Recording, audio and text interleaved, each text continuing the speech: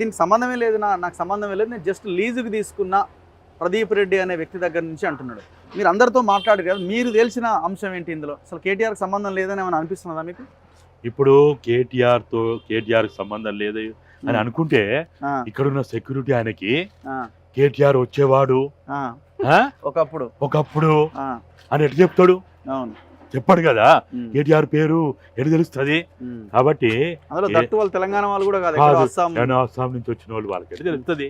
కాబట్టి కేటీఆర్ అవునా నువ్వు నీకు తెలియదు, నీకు రాదా, నాకు సంబంధం లేదు అంటున్నావు. నీ భూమిలోకి పోవడానికి బాట ఎందుకు చెప్పు? నీకు నీ సతీమణి నీ భార్యామణి శైలిమ పేరు మీద ఉన్నటువంటి 3 ఎకరాల 14 గుంటలు ఎంత అది? 3 ఎకరాల చిల్లర. ఆ భూమిలోకి బాట ఎక్కించుందో చెప్పు. ఇక్కడ చెప్తున్న వాళ్ళ ప్రకారం ఏంటంటే సుమారు ఇక్కడ 9 ఎకరాల విస్తీర్ణం ఇక్కడ ఉన్నది.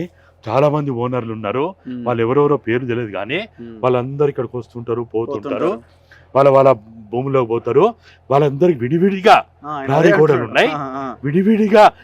గోడలు ఉన్నాయి, బాట మాత్రం ఇది ఒక్కటే అని పాప అమాయకులైనటువంటి వాళ్ళు చెప్తున్నారు.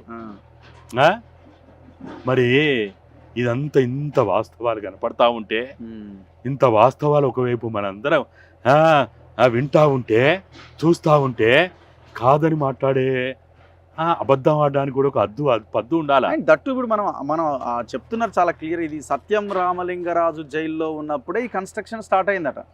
సత్యం రామలింగరాజుకు చెందిన కంపెనీనే ఈ భూమి. అవును, ఇప్పటికీ కూడా మీరు సెక్రటరీతో మాట్లాడారు కదా. ఇప్పుడు ఆయన ఏం చెప్తున్నాడు సెక్రటరీ?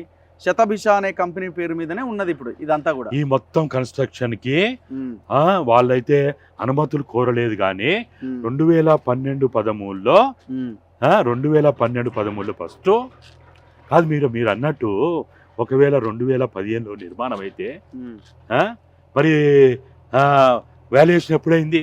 అవును, వాళ్ళు చెప్పే ప్రకారం ఏంది, దీని వాల్యుయేషను సంబంధించినటువంటి ఏదైతే ఉందో మరి 2012-13 అంటున్నాడు.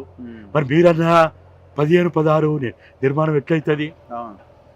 అయితే ఇక్కడ అయిన తర్వాత వాళ్ళు చెప్తున్న ప్రకారం ఏంటంటే 3598 స్క్వేర్ ఫీట్ల పరిధిలో బిల్డింగ్ నిర్మాణం అయింది. వాళ్ళు దీనికి అతి తక్కువ 1670 రూపాయలు పన్ను కడుతున్నారు. అయితే ఈ రోజు కూడా ఆ ఇంటి నెంబర్ గానీ ఆ పన్ను కట్టేది గానీ శతభిష వాళ్ళే కడుతున్నారు. సత్యం రామలింగరాజు కంపెనీ కడుతున్నది, ప్రదీప్ రెడ్డి కాదు, ఇంకెవ్వడు కాదు. ఇది అబద్ధము. కోర్టు కూడా వాళ్ళు ప్రదీప్ రెడ్డి ఇది నాది అని ఏదైతే కోర్టుకెక్కి మాట్లాడిండో అది తప్పు. ఇక్కడున్న గ్రామ కార్యదర్శి ఇచ్చే సమాచారం ప్రకారం గానీ, అది రిటర్న్ లో గానీ ఓకల్ గా గానీ చెప్పే ప్రకారం గానీ ఇది మొత్తం కూడా శతభిష పేరుతోటే ఉన్నది. అయితే దీనిలో ముఖ్యమైన విషయం ఏంటంటే 1-111లో ఇటువంటి కన్స్ట్రక్షన్ చేయడం లేదు. రెండవది ఇది పూర్తిగా వ్యవసాయ ఆధారిత భూమిది. వ్యవసాయ సాగు కోసం ఉన్నటువంటి భూములు ఇవి. మరి ఈ భూములలో ఏదైనా నిర్మాణాలు చేయాలన్నప్పుడు గ్రామ పరిధిలో గ్రామ కంటకం అంటాం, గ్రామ పరిధి అంటాం, అక్కడ నిర్మాణాలు చేయాలంటే వాళ్ళు పర్మిషన్ తీసుకుంటారు. కానీ ఇక్కడ ఒక ఇరిగేషన్ రెవెన్యూ రికార్డులో ఉన్నటువంటిది అగ్రికల్చర్ కన్వర్షన్ కూడా జరగడానికి వీల్లేదు. ఎందుకంటే 111లో ఉంది కాబట్టి. మరి నాలా కన్వర్షన్ కాకుండా ఇక్కడ నిర్మాణాలు ఎట్లా చేసిండు ఆయన? ఒక మంత్రి, మీరు అన్నట్టే ఆయన ఐటీ మంత్రి, అమెరికాలో చదువుకున్నాడు, మున్సిపల్ మంత్రి. మరి ఇంత విచక్షణ లేదా, ఇంత సమాచారం లేదా? ఒక నాలా కన్వర్షన్ కానటువంటి వ్యవసాయ భూమిలో మరి కన్స్ట్రక్షన్ ఎట్లా అయింది? దీంట్లో నేనెట్లా ఉండాలి, నేను లీజుకి ఎట్లా తీసుకోవాలి? ఆయన అన్న ప్రకారమే లీజే అనుకుందాం. లీజ్ ఎవరు ఇవ్వాలి నీకు? ప్రదీప్ రెడ్డి స్టేట్ ఇస్తాడు, శతభిష వాళ్ళు ఇవ్వాలి. ఎందుకంటే ఆ కన్స్ట్రక్షన్ ఏరియా అంతా కూడా including house number, tax payer కూడా శతభిష వాళ్ళు. తను ఓనర్ ఎవడన్నట్టు శతభిష వాళ్ళు అవుతారు. అంటే సేల్ డీడ్ అయినట్టుంది. ప్రదీప్ రెడ్డి రిజిస్ట్రేషన్ చేసుకున్నాడు. ఆయన ఎవరో దండు రాజేష్, అక్కడి నుంచి Pradeep Reddy sale deed registration చేసుకున్నాడు. ఆయన కానీ సేల్ గ్రామ అగ్రిమెంటా, రెవెన్యూ రికార్డులకు అది ఎక్కడ- సేల్ అగ్రిమెంటా, సేల్ డీడా, ఆ. రెవెన్యూ రికార్డులో ఉన్నది కాదు. ఉమ్, ఆ ఇల్లు, ఆ నిర్మాణమైనటువంటి ఉమ్, ఆ 3598 స్క్వేర్ ఫీట్ల పరిధిలో ఉన్నటువంటి అది ఎవరి పేరు మీద ఉంది? శతభిష పేరుతోనే ఉంది. ఉన్నప్పుడు ఎవడియాలి నీకు? అవును. ఎవడియాలి నీకు? ఉమ్. లీజ్ అగ్రిమెంట్ ఎవడియాలా? అని ఇంకొకటి ఇక్కడ చాలా క్లియర్గా అర్థమవుతున్నది, సత్యం రామలింగరాజు అంటే మొత్తం క్రైమ్ చేసిండు, జైలుకి పోయిండు, చివరికి ఆయన ఇదైండు. ఆయనకు సంబంధించిన భూములు కొన్ని 100 ఎకరాలు ఉన్నాయి. అందులో భాగంగా ఇది కూడా ఒకటి. అంటే ఆయన జైల్లో ఉండంగానే ఇక్కడ కన్స్ట్రక్షన్ స్టార్ట్ అయిందంటే, ఇప్పుడు ఎవరైనా జైల్లో ఉంటే కొత్త ఇల్లు కట్టాలని ఆలోచన వస్తుందా? ఆ కంపెనీకి వచ్చిందంటే దాని వెనకాల కేటీఆర్ వీళ్ళే ఈ నిర్మాణం చేసి ఫామ్ హౌస్ కావాలని అనుకున్నారు. ఆయన బయటికి వచ్చే రోజే ఇన్కమ్ ట్యాక్స్ జప్తు చేసిన భూములను కూడా రిలీజ్ చేసేస్తారు. రిలీజ్ చేసి పేర్లు మారిపోతూ ఉంటాయి. అంటే వీళ్ళు ఎవరితో సంబంధాలు పెట్టుకున్నట్టు? వీళ్ళు ఖచ్చితంగా దొంగలతోటే పెట్టుకున్నారు. ఆ, సత్యం రామలింగరాజు తోటి వీళ్ళకి అన్ని రకాల సత్యం సంబంధాలు రామలింగరాజు, ఉన్నాయి. సత్యం రామలింగరాజు కొడుకు. వాళ్ళతోటి అన్ని రకాల సంబంధాలు ఉన్నాయి. ఉమ్, వీళ్ళు బినామీలుగా ఉన్న దండు రమేష్ కావచ్చు, ఉమ్. ఇంకెవరో ఎవరో కిరణ్ అట, ఎవరు ఏం పేరు, వెంకట కిరణ్ ఏదో, ఆ, శైలిమ అండ్ ఆయన ఇద్దరు వెంకట కలిసి వెంకట సూర్య కిరణ్ అట. ఉమ్, ఏది గడల ఆ, గడల వెంకట సూర్య కిరణ్. ఇద్దరు ఆయన business ఎవరు, partners. ఈయనెవరు, ఉమ్, శైలిమయ్యింది, ఉమ్, గడల వెంకట సూర్య కిరణ్ ఎవరు? అసలు వీళ్ళంతా ఉమ్. ఈ ఎవరైతే దండు రమేష్ అయితే ఉన్నాడో ఆయన ఏంటిది ఏదో రియల్ ఎస్టేట్ ఏదో ఉన్నది ఆయన పేరు. D&U అనే ఆ. ఒక reality venture. Reality venture, D&U reality venture. ఆయన సుమారు ఇక్కడ ఈ ప్రాంతంలో ఉన్నటువంటి 100 ఎకరాలు ఉందట ఆయనకు. ఆయన పేరు మీద ఉందంటున్నారు. ఉమ్, మరి దీనికి వాళ్ళు చెప్పే ప్రకారం, ఇక్కడ ఉన్నటువంటి రికార్డు చెప్పే ప్రకారము మనకి ఏప్రిల్ 9, ఆ, 2015 ఉమ్, ఇది రమేష్ పేరుతోటి ఆ, ట్రాన్స్ఫర్ అయిందని, ఉమ్, మే 12, 2016 మే 12, 2016 ఈ D&U ఉమ్. Reality reality venture. వెంచర్ ఆ, దండు రమేష్ కి రిజిస్ట్రేషన్ అయింది అంటున్నారు. అవును. ఈ దండు రమేష్ నుంచి ప్రతీప్ అయిందని ఉమ్, అంటున్నారు. ఎప్పుడు? అంటున్నారు. సెప్టెంబర్ 11, 2019 నాడు ఉమ్, ఈ ప్రదీప్ కి రిజిస్ట్రేషన్ అయింది అంటున్నారు. ఉమ్, ల్యాండ్ రిజిస్ట్రేషన్ అయింది అంటున్నారు. అవును. మరి ఇల్లు ఇల్లు ఓకే, కరెక్టే. ఆ? ఇప్పుడు గ్రామ పంచాయతీ రికార్డ్స్ లో పన్ను అయితే శతభిషానే కడుతున్నది. కడుతున్నారు. 1640 రూపాయలు, 70 రూపాయలు. ఈ రోజు కూడా, ఈ సంవత్సరం కూడా, ఈ రోజు రికార్డు ప్రకారం కూడా ఉమ్, ఆర్టీఏ ద్వారా సమాచారం తీసుకున్న ప్రకారం చూస్తే, లేకపోతే వాళ్ళు చెప్పే ప్రకారం చూస్తే మరి ఉమ్, శతభిష పేరుతోటే ఉన్నది. అవును. నెంబర్ 1 ఆయన ఏదైతే లీజు ప్రదీప్ రెడ్డి ఇచ్చిండని, బద్వేల్ ప్రదీప్ రెడ్డి ఇచ్చిండనేది అబద్ధము, ఉమ్, అది అవాస్తవము. ఉమ్, కోర్టు కూడా వెంటనే దీని మీద బద్వేల్ ప్రదీప్ రెడ్డి ఏదైతే ఉమ్, నా ఫామ్ హౌస్ లేకపోతే నా నిర్మాణాలు అని ఏదైతే అంటున్నాడో, ఈ నిర్మాణాలు మొత్తంగా కూడా చేసింది శతభిష వాళ్ళే. ఉమ్, దీంట్లో దండు రమేష్ ప్రమేయం లేదు, ఉమ్, లేకపోతే ల్యాండ్ కన్వర్షన్ అయింది కానీ, రిజిస్ట్రేషన్ డాక్యుమెంట్లు కన్వర్షన్ అయినాయి కానీ అవును. ఈ నిర్మాణాలు ఏవి కాలేదు. ఉమ్, కాబట్టి ఇప్పటికైనా కోర్టు కానీ, న్యాయస్థానాలు కానీ, రెవెన్యూ అధికారులు కానీ, లేకపోతే ఇది గ్రామ పరిధిలో ఉంది కాబట్టి ఇక్కడ జరిగిన నిర్మాణాలకు సంబంధించి ఇక్కడ డిపిఓ ఎవరైతే ఉంటారో వాళ్ళు కానీ, ఎంపీడీఓ కానీ, వీళ్ళందరూ కూడా వెంటనే దీనికి సంబంధించి తక్షణమే ఉమ్, అసలు దీనికి ఇంటి నెంబరే ఒడిచ్చిండు. ఎట్లొచ్చింది, ఉమ్, రావడానికి కారణం ఏంటిది? ఒక నాలా కన్వర్షన్ కానటువంటి ల్యాండ్లో, ఇరిగేషన్ ల్యాండ్లో నువ్వు ఇంటి నెంబర్ ఎట్లా ఇస్తావు? ఇప్పుడు ఆ అధికారికి నోటీస్ ఇస్తే ఆయనే చెప్తాడు కదా, అని చెప్తాడు కదా. ప్రెజర్ తో నువ్వు వారి ఉద్యోగం ఉడబిక్తా అంటే మొర్రో అని మొత్తుకొని అన్ని వాస్తవాలు చెప్తాడు కదా. బయటకు వస్తాయి. పై అధికారులు ఎవడు చెప్పిండు, అవును, దీంట్లో ఎవరెవరి పాత్ర ఉంది అన్ని చెప్తాడు కదా. అవును.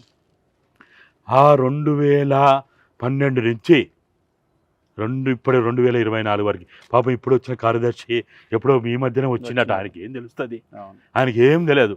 ఉన్నది రికార్డులో ఉన్నది చెప్పగలుగుతాడు కానీ ఈ చరిత్ర అంతా ఆయన చెప్పలేడు. ఉమ్, ఈ గ్రామ కార్యదర్శి కావచ్చు, లేకపోతే గ్రామ సర్పంచ్ కావచ్చు, లేకపోతే ఇక్కడ ఉన్నటువంటి ఎంఆర్ఓ కావచ్చు, ఇరిగేషన్ అధికారులు కావచ్చు, సర్వేలు కావచ్చు, వీళ్ళందరికీ నోటీసులు ఇస్తే తప్ప ఈ వాస్తవాలు బయటికి రావు. పోలీస్ స్టేషన్ కూడా సపరేట్ గా ఏర్పాటు చేసుకున్నారని అంటున్నారు. మరి వాస్తవంగా మండలానికి ఓ పోలీస్ స్టేషన్ ఉంటుంది. కొన్ని చోట్ల ఎస్ఐ ర్యాంక్ అధికారి ఉంటాడు, కొన్ని చోట్ల సిఐ ర్యాంక్ అధికారి ఉంటాడు. కానీ ఇక్కడ అడిగితే ఇప్పుడే ఎవరో పోలీస్ ఆయన వస్తే ఇంటెలిజెన్స్ వాళ్ళు వస్తాయి కనుక ఆయన అడిగితే ఇది ఏ పోలీస్ స్టేషన్ పరిధిలో ఉందంటే ఏదో అనే మోకిల ఏంటంటే అది మండలం కాదు. కానీ ఇక్కడ సిఐ ర్యాంక్ అధికారితో కూడినటువంటి పోలీస్ స్టేషన్ ఏర్పాటు చేసిండు. నేను అడిగిన ఆయనని ఏమో ఇక్కడ బడా బాబులు ఉన్నారని మరి పోలీస్ స్టేషన్ పెట్టిండ్రా అంటే మేము ఎట్లా చెప్తాం సార్, మేము చెప్పలేం కదా అని అంటున్నాడు. అంటే వీళ్ళు మిస్యూజ్ చేసినారు. ఎంత పకడ్బందీగా వీళ్ళు ఇటువంటి అన్ని ఏర్పాట్లు చేసుకోవడం, మీరు అన్నట్టు పవర్ మిస్యూజ్ చేయడం ఏం కల్చర్ ఈ ఫామ్ హౌస్ కల్చర్. ఇప్పుడు మనం ఇంకా అడిగి పోవాలి, పొంగులేటి ఫామ్ హౌస్ దగ్గర కూడా పోవాలని అనుకుంటున్నాం. ఎందుకంటే ఇప్పుడు ఒకటే దగ్గరికి ఎందుకు అన్ని పార్టీల భాగవతం అంతా తెలవాలి కదా ప్రజలకి. మేము అందుకనే ఇప్పుడు ఏం కల్చర్ ఇదని అసలు ఇంత దారుణంగా. ఒకనే జనం లేక, ఇల్లు లేక దాదాపు 22 లక్షల మంది జనం ఉంటారు. లీడర్లు మాత్రం ఫామ్ హౌస్లు కట్టుకొని విలాసాల్లో ఎంజాయ్ చేస్తూ ఉంటారు. ఏం కల్చర్ తెలంగాణలో ఇది? వాస్తవంగా చెప్పాలంటే హైడ్రా మొదలు ప్రారంభించాల్సింది నివాసం వేరు, విలాసం వేరు. విలాసవంతమైన భవంతులు కట్టుకొని, ఫామ్ హౌస్లు కట్టుకొని, పదుల సంఖ్యలో ఎకరాలలో తోటలు పెట్టుకొని, పదుల సంఖ్యలో వర్కర్లను పెట్టుకొని రాజభోగాలు అనుభవించడానికి ఏర్పాటు చేసుకున్న విలాసవంతమైన భవనాలు ఇవి. నేను ఫామ్ హౌస్ అంటావా, గ్రేప్ గార్డెన్లు అంటావా, లేకపోతే ఇంకేదంటావో ఏ పేరు అయినా పెట్టుకో. దొంగలు ఏ పేరు పెట్టుకోవడానికి ఏమవుతుంది? లంగల కంపెనీ, దొంగల కంపెనీలు ఏ పేరు పెట్టుకుంటే ఏంది? వాళ్ళు మంచి పేరు పెట్టుకుంటారు. వెంకటేశ్వర స్వామి అంటారు, యాదాద్రి అంటారు, దేవుళ్ళ పేరు కూడా తీసుకొచ్చుకొని పేరు పెట్టుకుంటారు. దొంగలు వీళ్ళు, మోసగాలు వీళ్ళు. విలాసవంతమైన భవనాల్లో, భవంతుల్లో, ఫామ్ హౌస్ల పేరుతోటి ఉన్నటువంటి వాటిని మొట్టమొదటిగా కూల్చాలి. హైడ్రా పని అది. హైడ్రా ఎందుకుంది, ఎందుకు ఏర్పాటు అయింది?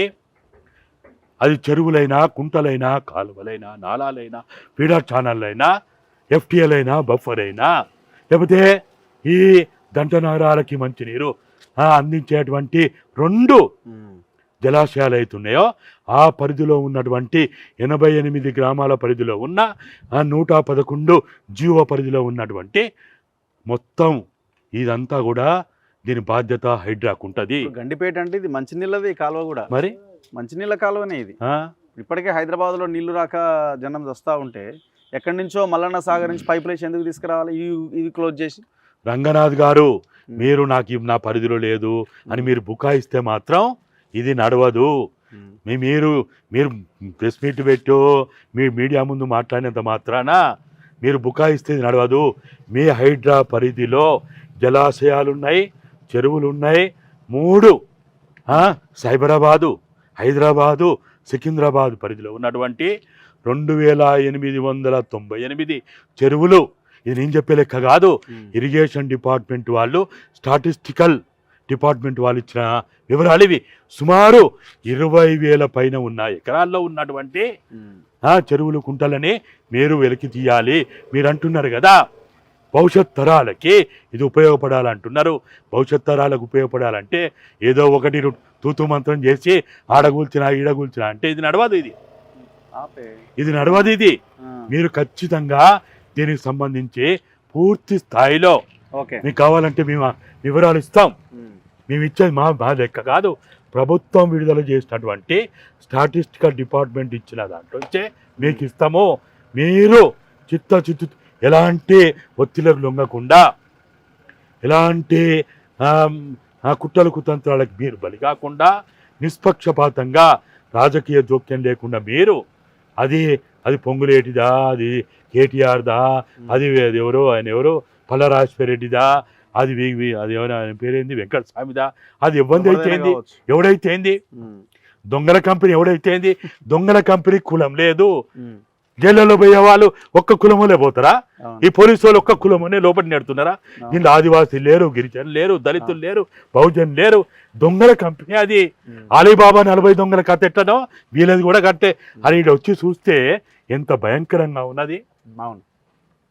అసలు ఇన్ని రోజుల నుంచి ఇలా ప్రశాంతంగా వచ్చి ఈడ మాట్లాడుకుంటారే కానీ వాళ్ళ ప్రభుత్వం ఉన్నప్పుడు కనుక వస్తే అక్కడి నుంచే పోలీసు వాళ్ళు ధరిపెట్టేవాళ్ళు కావచ్చు, ఆన్నే ఒక చెక్ పోస్ట్ పెట్టేటోళ్ళు కావచ్చు. లేదు ఇదంతా పెద్ద రోడ్ చేద్దామని ఆల్రెడీ పోలీస్ డిపార్ట్మెంట్ కూడా డీజీపీ గారు మీరు మీ డ్యూటీ నిర్వహించండి, ఈ దొంగలకి సద్దులు మొయ్యొద్దు మీరు. అరే వీరు దొంగలని తేలింది, వీరు దొంగలని తేలింది, ఇది దొంగలని తేలిన తర్వాత కూడా ఇంకా మీరు సద్దులు మొత్తం ఎట్లా? వాళ్ళకి ఎస్కాట్లు ఇవ్వాలా, గన్మెన్లని ఇవ్వాలా? దొంగలకి మీరు ఎస్కాట్లు ఇస్తారా? దొంగలకి మీరు తుపాకులు ఇస్తారా?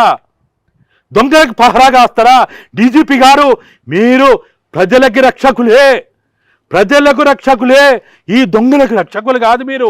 కాబట్టి దయచేసి అన్ని వ్యవస్థలన్నీ కూడా నిష్పక్షపాతంగా పనిచేసి మేము కావాలంటే మేము ఆధారాలు ఇస్తాం, లెక్కలు ఇస్తాం.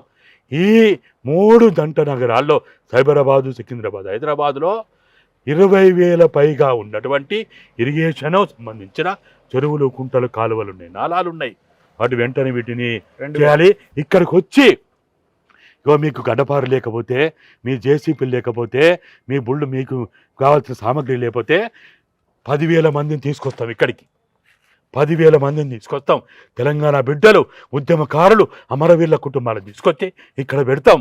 మీరు రాండి, మాకు ఏ రవాణా వసతి కూడా అవసరం లేదు, మీ తిండి వసతి అవసరం లేదు, మేము వస్తాం. మీరు డేట్ ఫిక్స్ చేయండి, మేము ఇక్కడికి వచ్చి కూలగొడతాం. రైట్, మా గడపాలు తెచ్చుకుంటాం, మాకు కావాల్సిన సామాగ్రి అంతా తెచ్చుకుంటాం. మీరు వస్తారా? రాండి. ఓకే, ఇప్పుడు పొంగులేటి ఫామ్ హౌస్ దగ్గరికి వెళ్దామంటారా? పోవాలి కదా. ఆయన తేనెబూసిన కత్తి, ఓకే, ఆయన మామూలు మనిషి కాదు, తేనెబూసిన కత్తి. మన దొంగని కూడా మనం చూడదు, వీడు దొంగ అని చెప్పొచ్చు కానీ, మోసగాని కూడా మోసగాడని చెప్పొచ్చు కానీ, పొంగులేటిని చూడగానే మీరు కలిసినానుకో, నేను కలిసినానుకో నన్నాని గవలించుకుంటాడు, రగన్నాని గవలించుకుంటాడు. మొన్న చూసినా కదా మీడియా ముందు, అబ్బాయి ఎంత పెద్ద పెద్ద మాటలు మాట్లాడుతున్నాడు. ఒక్క ఇటుక పిల్ల కూడా బఫర్లో లేదట, ఎఫ్టీఏలో లేదట, చిరువులో లేదట. అన్నా పొంగులేటి అన్నా, ఇంకా మీరు తెలంగాణలో పుట్టింది కాబట్టి మీకు చెప్తున్నా, అన్నా అని సంబోధిస్తున్నా. మీరు రంగనాథ్కి ఆదేశిస్తున్నా. అసలు మీరెవరు ఆదేశించడానికి? మీరెవరు ఆదేశించడానికి? మీరు ఒక నేరస్తుడు, నేరం నిరూపించబడలేదు కావచ్చు, కానీ ఈ రోజుకి మీరు ఆరోపణకు గురైనటువంటి ఒక నేరస్తుడు. మీరేం చేయాలా? ఇరిగేషన్ డిపార్ట్మెంటు, లేకపోతే గ్రామ పంచాయతీ, లేకపోతే 111 జీవోకి సంబంధించిన అధికారులని, లేకపోతే ఇరిగేషను, లేకపోతే అధికారులందరినీ మీడియా పట్టుకొని వచ్చి నీ ఫామ్ నీవు నిర్మాణం చేసే స్థలానికి వచ్చి నువ్వు తప్పు చేయలేదని నిరూపించుకో. దీనికి కోర్టు అవసరం లేదు, ఏదో అవసరం లేదు. సో ఇది కేటీఆర్ ఫామ్ హౌస్ దగ్గర ప్రజెంట్ సిచ్యువేషన్. మనం ఇప్పుడు next Ponguleti Srinivasa Reddy farm house దగ్గరికి వెళ్ళబోతున్నాం. 100కి 100% ఇది కేటీఆర్ ఫామ్ హౌసే, ఆయన చేతిలోనే ఉన్నది. ఆయనే ఈ మొత్తం నిర్మాణం 2015 నుంచి చేయించిండు. గ్రామ రెవెన్యూ రికార్డ్స్ ప్రకారం ఇది శతభిష అనే ఒక కంపెనీ పేరుతో ఉన్నది లోపల నిర్మాణం అంతా. సరే, భూమి ప్రదీప్ రెడ్డికి మీదికి ట్రాన్స్ఫర్ కావచ్చు, కానీ ఈ కన్స్ట్రక్షన్ అంతా శతభిష. ఎవరైనా గతంలో సత్యం కుంభకోణంలో సత్యం రామలింగరాజు జైలుకు వెళ్ళిన ఆయన పేరు మీద, ఆ కంపెనీ పేరు మీద ఉన్న కన్స్ట్రక్షన్ ఇదంతా కూడా. సో ఆయన కొడుకు ఈ రాజులు వీళ్ళందరితోనే కేటీఆర్ సంబంధాలు ఇవన్నీ కూడా. అండ్ ఎవరికైతే ఈ భూమి ఆ తర్వాత రాజేష్ కుమార్ అనే అతని చేతిలోకి వెళ్ళిందో, ఈ జన్వాడ చుట్టుపక్కల ఆయనకు 100 ఎకరాల పైన ఉందని స్థానికంగా ఉన్న వాళ్ళు మాట్లాడుతున్నారు. సో ఇవన్నీ తేల్చాల్సిన అవసరం ఉంది. చూద్దాం ఈ హైడ్రా ఎంతవరకు పనిచేస్తుంది, లేదు మా పరిధిలోకి రాదని వదిలేస్తుందా, వదిలేస్తే తెలంగాణ సమాజం ఎట్లా స్వీకరిస్తుంది అన్నది మనం రాబోయే కాలంలో చూద్దాం. కెమెరామెన్ పాషాతో రఘు, మన తొలి వెలుగు.